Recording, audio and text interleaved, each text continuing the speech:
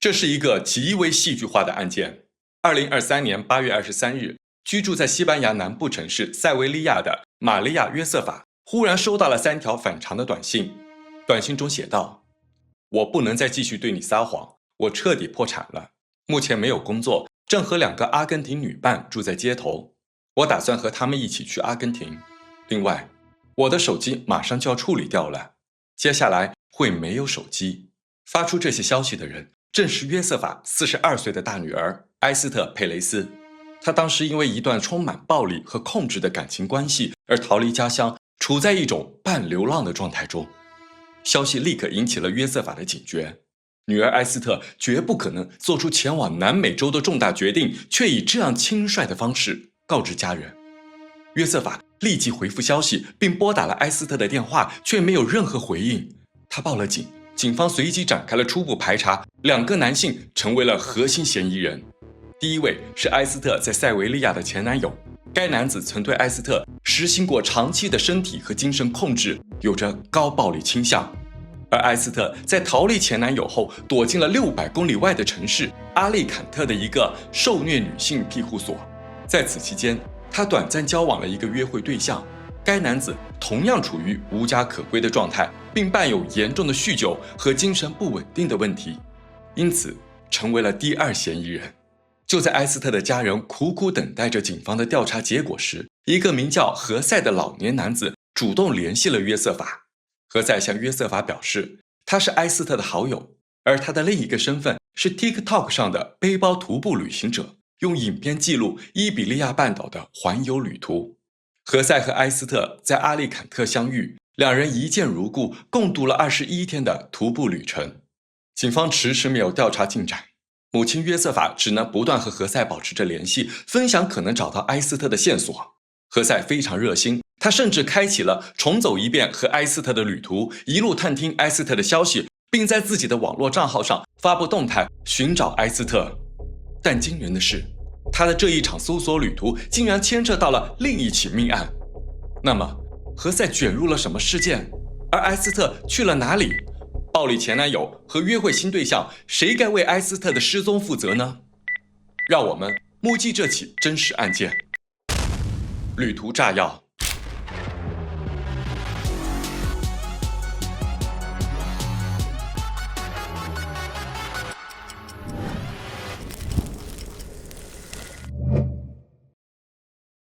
大家好，我是云奇，目击黑暗，更清醒生活。欢迎你成为真实案件目击者。现在，我们去到案件的发生地——西班牙。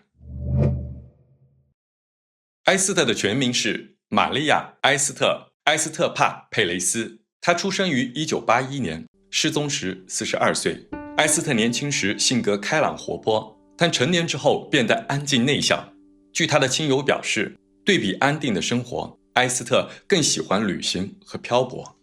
西班牙国家性别暴力保护系统的记录显示，埃斯特的前男友对她进行了长达数年的性别暴力。这段感情关系彻底摧毁了她在塞维利亚的生活。2023年初，她不得不选择逃离，躲进了地中海沿岸的旅游城市阿利坎特。在阿利坎特期间，由于缺乏经济来源和技能，埃斯特辗转在多个受虐女性秘密庇护所和城市收容所之间，成为了一名落魄的边缘人。2023年夏天，在阿利坎特的城市收容所附近，埃斯特偶然结识了同样过着流浪生活的何塞。何塞当时61岁，他来自于马拉加地区，和埃斯特的家乡塞维利亚同属于西班牙南方的安达卢西亚大区。何塞一口地道的南方乡村口音，迅速拉近了和埃斯特的距离。当他得知埃斯特正处于一段逃亡之中，便热情地邀请埃斯特加入他的徒步旅行。埃斯特在看了何塞发布在 TikTok 上的那些徒步影片后，接受了这个提议。2023年8月2日，他们选择了一条沿着西班牙东部海岸线一路北上的路线，正式开启了旅途。由于埃斯特的腿部有伤，并在旅途中不断恶化，2人沿途走走停停，直到8月22日才抵达了阿利坎特以北约100公里的海滨小镇甘迪亚。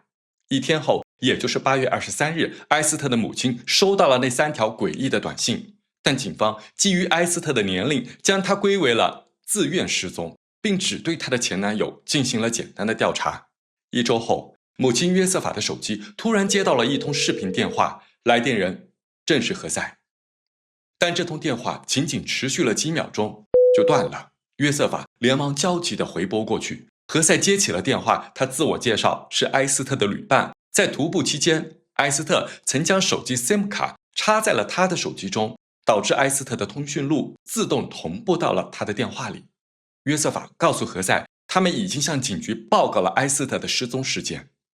何塞对此表现出极大的惊讶和担忧，他告诉约瑟法，如果按照这个时间点推算，他很可能是最后见到埃斯特的人之一。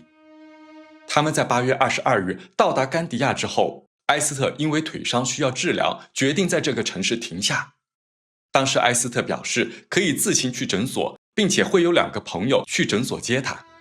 22号的傍晚时分，他们在一家诊所前的公园中分开了。之后，何塞继续他的徒步旅行，直到误拨了埃斯特留在他电话中的约瑟法的电话。从这通电话开始，何塞一头扎进了埃斯特的失踪事件中。他和约瑟法保持联系，给约瑟法安慰和鼓励。作为一个徒步旅行记录者，何塞在 TikTok 上的关注人数并不多，只有3000名左右的追随者。但他仍然决定利用社交平台的力量去寻找埃斯特。他在账号上上传了埃斯特的旧照片，配上醒目的失踪标签，号召更多人加入寻找埃斯特的行动。当时间来到2024年3月初，埃斯特已经失踪了8个月，警方仍然没有更多进展。约瑟法和家人们陷入了深深的绝望中。此时，何塞做出了一个重大决定，他发布影片宣布自己已经返回了和埃斯特相遇的城市阿利坎特，他将向甘迪亚再次出发，重走和埃斯特的旅途，并在这一路搜索埃斯特的消息。接下来的2个月中，何塞用手机镜头详细记录着他和埃斯特旅途中的每一个地理坐标，他们第一次见面的阿利坎特公园，共同度过2个夜晚的德尼亚古城，以及最终分别的甘迪亚公园长椅。在影片中，何塞表现得悲伤而深情，他的关注者们为之感动，甚至有人留言说道：“你肯定爱上埃斯特了。”面对这样的留言，何塞忍不住对着镜头哭着坦诚，自己确实爱上了埃斯特，和他一起徒步的21天旅途是一辈子中最好的时光。2024年5月16日，何塞在结束了重走埃斯特旅途后，一路流浪到了西班牙西部，这是一个靠近葡萄牙边境的小镇黑沃拉。他走进了一家乡村酒吧，点了一杯啤酒，并拿出手机录制了一段新的影片，赞美这个小酒馆中人人欢笑的美好氛围。就在他点击了上传之后，一组重案小队突然冲进了酒吧，行动人员将目标锁定为何塞，以极快的速度将他逮捕。而他被捕的原因是大卫死亡案件。大卫是谁？和埃斯特的失踪有什么关系呢？大卫·埃雷拉出生于马拉加市。2022年，21岁的大卫是马拉加大学计算机工程系的一名高材生。在亲友的眼中，他是一个性格安静、精通数学且乐于助人的模范青年。大卫在课余时间通过做在线商城的派送员来赚取零花钱。这年暑假的尾声，他选择了一种更为传统的兼职——采摘角豆。8月29日下午，大卫独自一人背着背包，再次开车前往了马拉加市北郊的山区自然公园采摘角豆。根据大卫给父亲和朋友的消息还原，他偶遇了一名带着猎枪、相貌奇怪的年长男性。大卫主动表现友好，他走上前去给了对方一瓶水。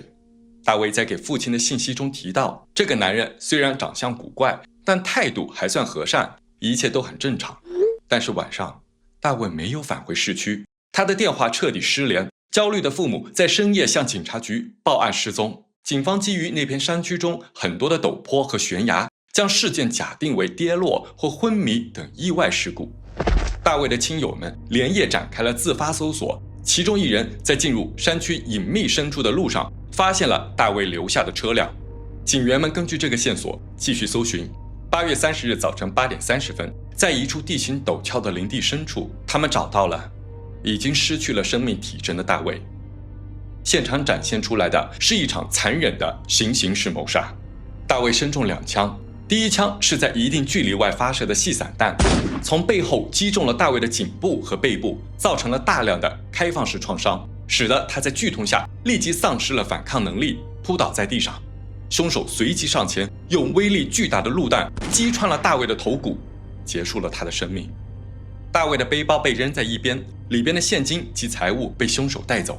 这起恶性谋杀劫案立即由马拉加省级警察局谋杀组接手，内部代号定为角斗树行动。但在随后1年多的调查中，因为缺少关键证据，案件一度进入了死胡同。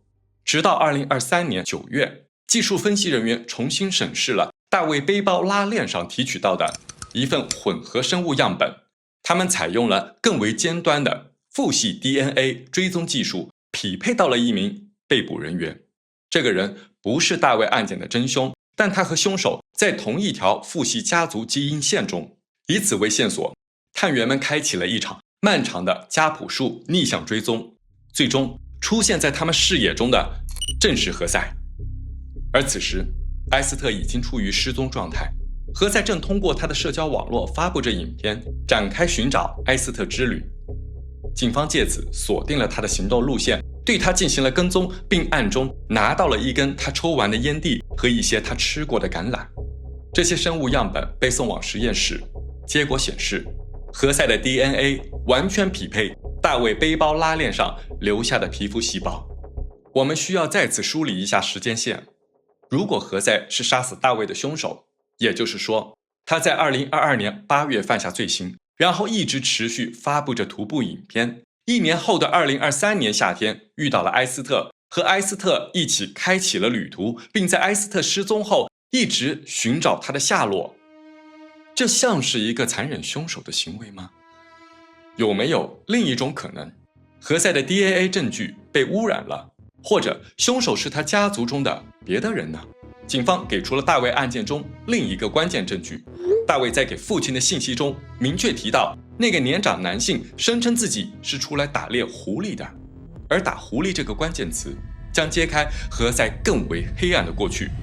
他的双手有更多的鲜血。我们把时间拉回1985年4月3日，何塞和家人居住在马拉加山区中，母亲告诉他，近来常有狐狸来咬死家里的母鸡。于是何塞在那天下午带上了一把散弹枪，出门去打狐狸。他来到距家大约20公里的一个偏僻乡村地界，叫阿尔莫西亚。这里忽然下起了暴雨，何塞为了躲雨，慌乱中进入了一处看起来已经荒废许久、无人居住的农舍。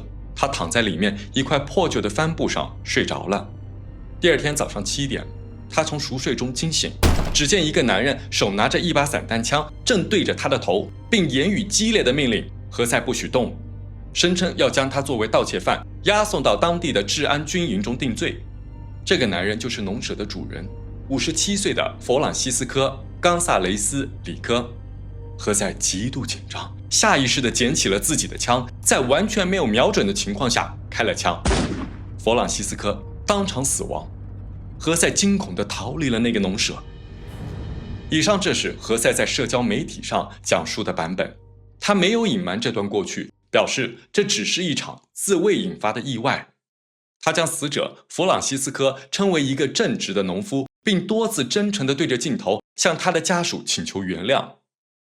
但何塞却隐瞒了当年这桩打狐狸引发的案件被破获的原因，那是另外2起血案。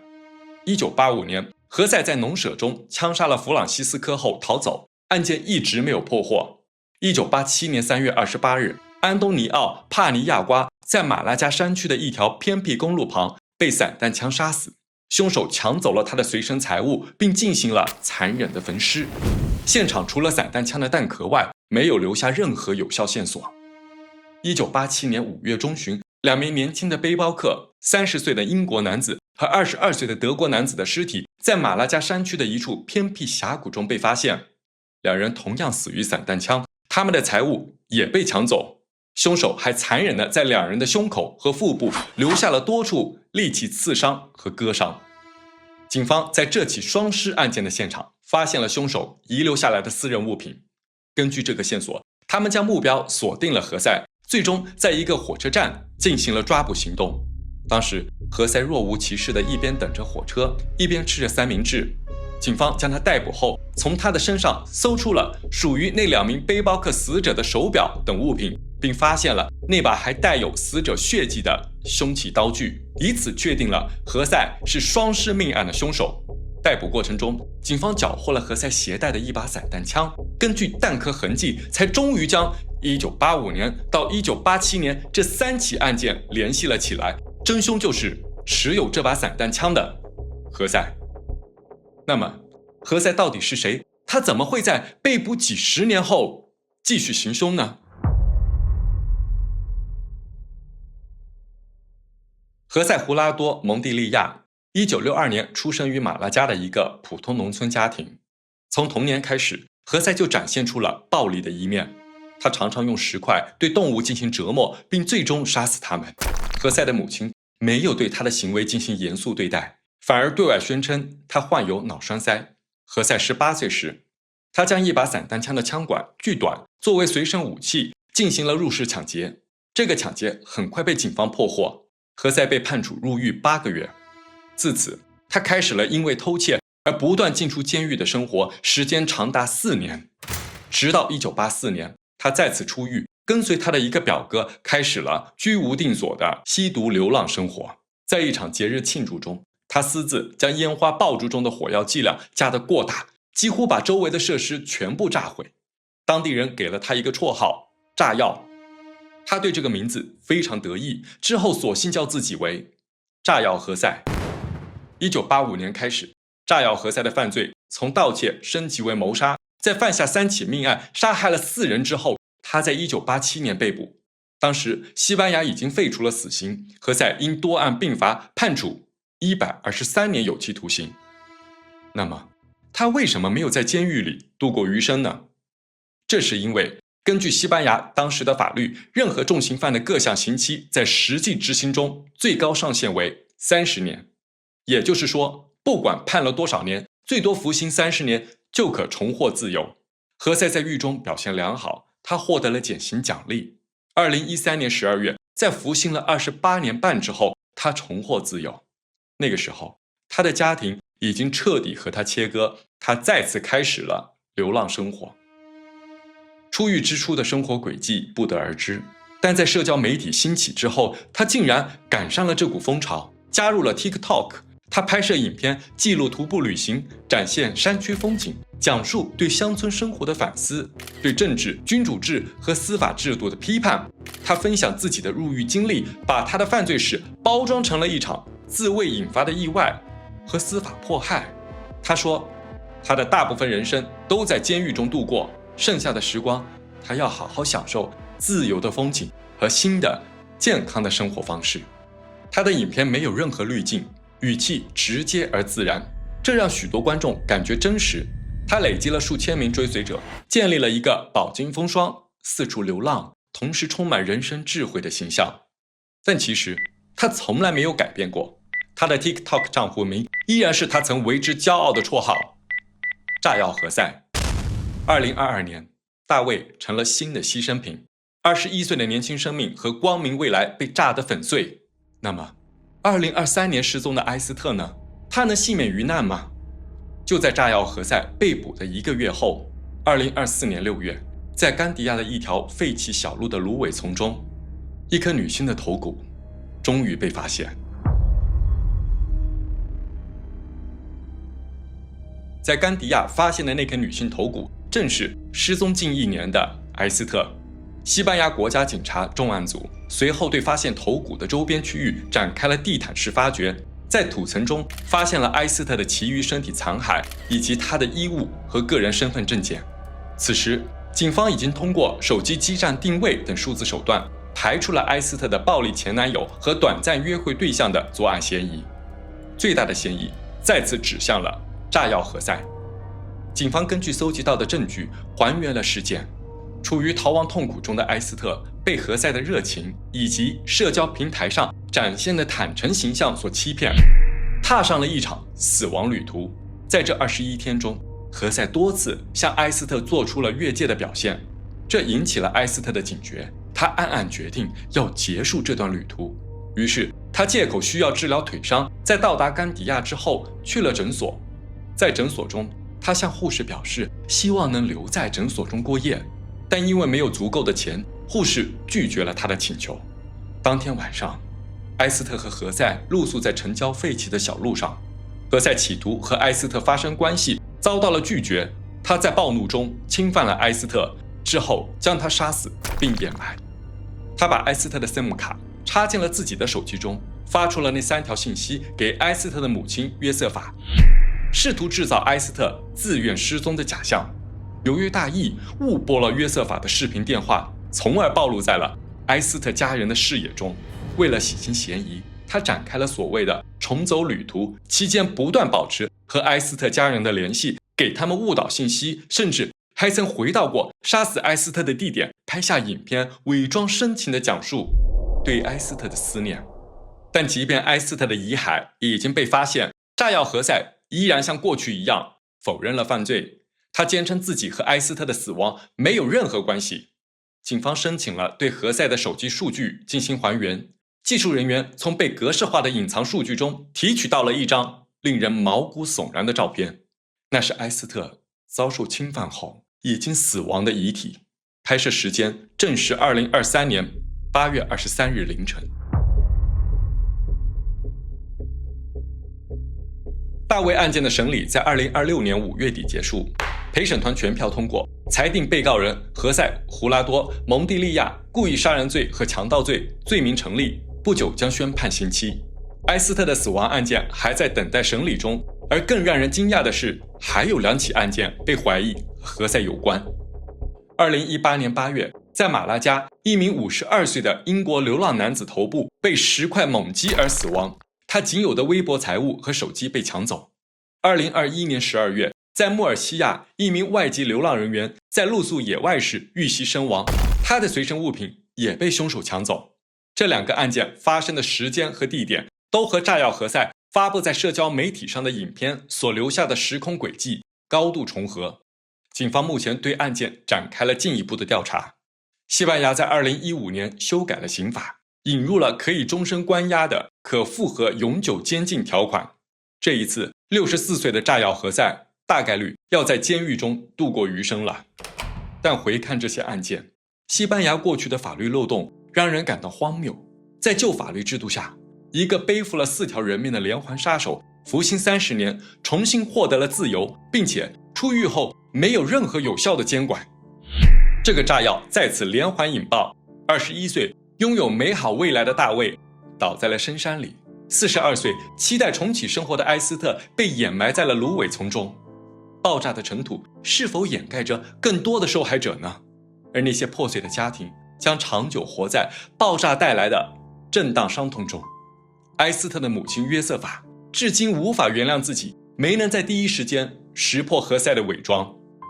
一个连环杀手在互联网时代的伪装，这正是让人更为恐惧的。炸药何塞利用社交媒体给自己戴上了一副饱经风霜、反抗体制的英雄面具，居然还拥有了几千个忠实的追随者，甚至在案发后还有人在网上替他发声，认定他是受到了迫害。当我们拿着手机在各种短影片之间滑动手指的时候，屏幕里看到了一张温暖、智慧、充满正能量的面孔，那背后到底是一个真正的善良灵魂，还是一个正举着猎枪的连环杀手呢？